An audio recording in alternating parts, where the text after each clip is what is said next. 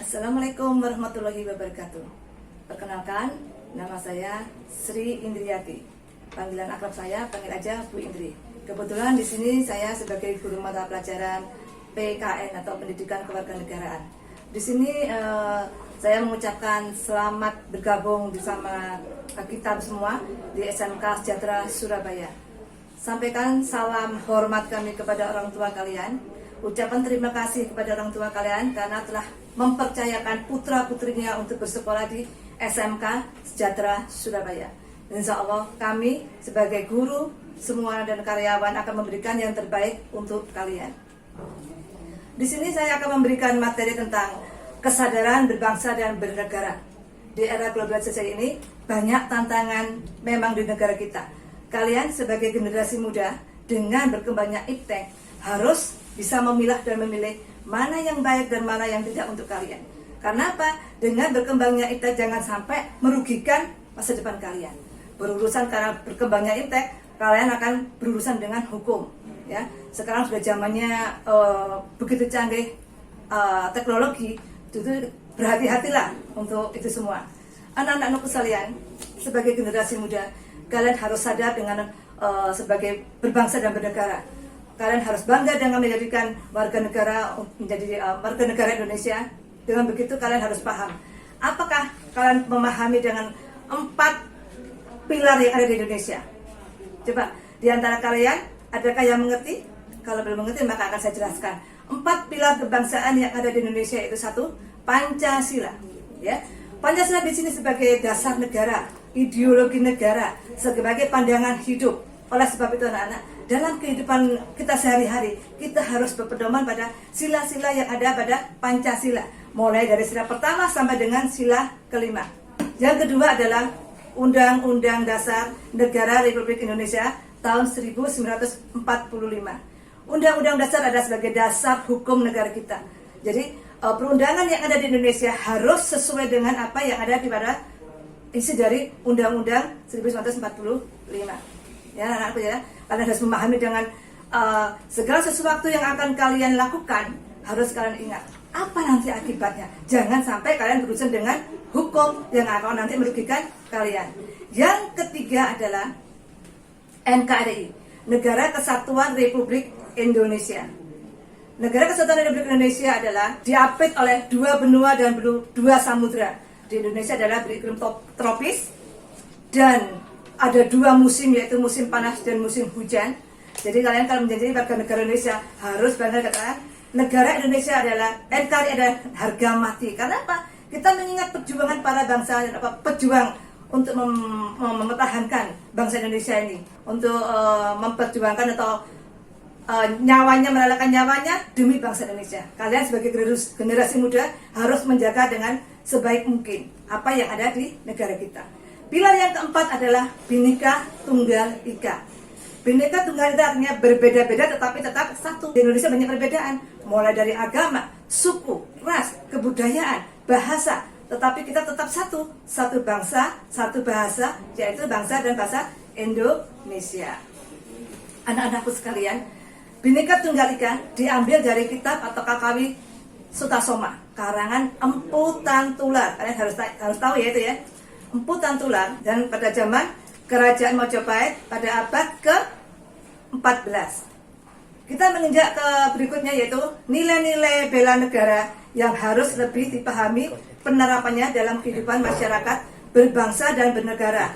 Antara lain 1, cinta tanah air.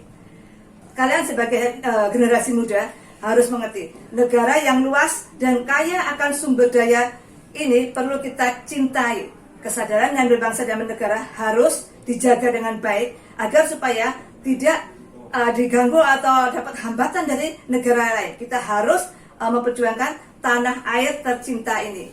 Yang kedua adalah kesadaran berbangsa dan bernegara. Kesadaran berbangsa dan bernegara merupakan sikap kita harus sesuai dengan kepribadian bangsa yang selalu dikaitkan dengan cita-cita dan tujuan hidup bangsanya. Kita dapat mewujudkan dengan cara mencegah perkelahian antar perorangan atau antar kelompok dan menjadi anak bangsa yang berprestasi. Jadilah anak yang dibanggakan oleh terutama oleh kedua orang tua kalian, lingkungan kalian, dan bangsa dan negara. Jadilah generasi muda yang berguna bagi nusa dan bangsa. Yang ketiga adalah Pancasila. Seperti sudah saya katakan tadi, Pancasila adalah ideologi kita, warisan dan hasil perjuangan para pahlawan, sungguh luar biasa. Pancasila bukan hanya sekedar teoritis dan normatif saja, tetapi juga diamalkan dalam kehidupan kita sehari-hari. Jadi kehidupan kita sehari-hari harus sesuai dengan sila-sila yang ada pada Pancasila. Mulai sila pertama, ketuhanan yang Maha Esa. Sila kedua, kemanusiaan yang adil dan beradab. Sila ketiga, persatuan Indonesia. Sila keempat, kerakyatan yang dipimpin oleh hikmat kebijaksanaan dalam permusyawaratan perwakilan. Dan sila yang kelima adalah keadilan sosial bagi seluruh rakyat Indonesia. Jadi ingat, kalian sebagai warga negara harus ingat, harus apa dengan dasar negara Indonesia. Paham ya anak-anak ya? Terus yang keempat adalah rela berkorban untuk bangsa dan negara. Ya, dalam wujud bela negara tentu saja kita harus rela berkorban untuk bangsa dan negara. Contohnya sekarang yaitu sebagai generasi muda harus bisa membawa nama baik bangsa Indonesia. Misalkan, contohnya prestasi bukan hanya di bidang studi. Ya, prestasi Anda juga harus bisa misalkan di luar non studi.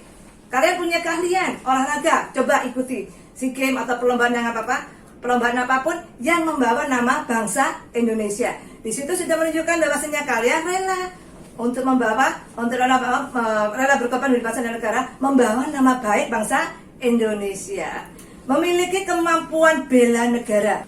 Kemampuan bela negara itu sendiri dapat diwujudkan dengan tetap menjaga kedisiplinan, ulet, bekerja keras dalam memahami profesi masing-masing. Contohnya, kalian sebagai generasi muda mulai sekarang pikirkan apa yang akan nanti kamu lakukan. Nanti kelak akan jadi apa kamu?